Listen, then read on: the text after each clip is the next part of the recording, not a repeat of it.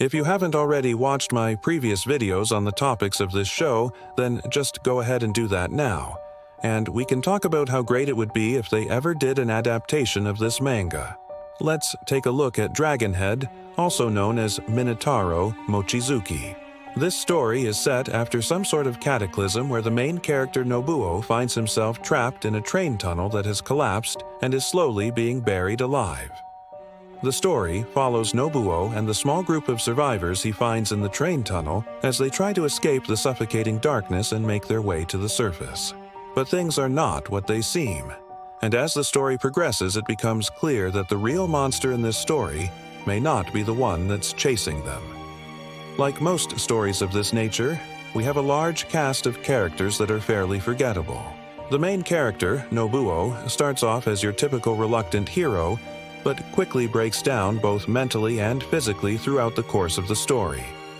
Then we have Teru, who is Nobuo's love interest and kind of acts as a trigger for much of the insanity that occurs in the series. And there's also this guy, Riki, who is basically just an annoying little shit the entire story. The world building in this story is minimal to say the least. We don't really know how or why the world has ended, but it's hinted that it had something to do with a massive earthquake. The story takes place entirely in the dark and claustrophobic confines of a train tunnel, which makes for a very effective setting of despair and hopelessness. As the story progresses, the group begins to experience strange and terrifying things, such as hearing voices and seeing apparitions of people who have died. The darkness itself seems to be a character in the story, an all-consuming entity that feeds on the fear and despair of the characters. Now, let's get into the good stuff. One of the things that sets Dragonhead apart from other stories in the apocalypse genre is the focus on the dark psyche of the characters and how they cope with the unimaginable pressures they are put through. The story is less about the external threat and more about the internal struggles of the characters as they confront their own fears and the darkness within themselves. For example, Nobuo and Teru's relationship is put to the ultimate test as they are forced to make difficult decisions that will have a profound impact on their future. Nobuo's descent into madness is both horrifying and tragic, but also strangely compelling. The reader is made to confront the darkness that lies within the human psyche and the lengths to which people will go when faced with unimaginable circumstances. It's a bleak and haunting story that explores the fragility of the human mind and the darkness that can consume us when we lose hope.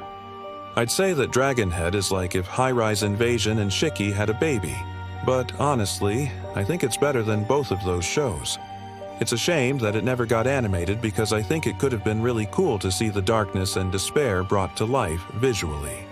I think the source material is strong enough to stand on its own without any fan service. And honestly, it deserves an anime adaptation more than a lot of other mangas out there. So if you enjoy stories about humanity's struggle against the darkness within itself, then I highly recommend checking out Dragonhead. Just be warned, it's not for the faint of heart, and it will leave you questioning the nature of humanity and the darkness that lies within us all. Now, I want to hear from you guys. What do you think of Dragonhead? Do you think it deserves an anime adaptation? Let me know in the comments down below. And if you enjoyed the video, then be sure to like and subscribe so you do not miss out on any of my future content. Thanks for watching, and I'll see you in the next one.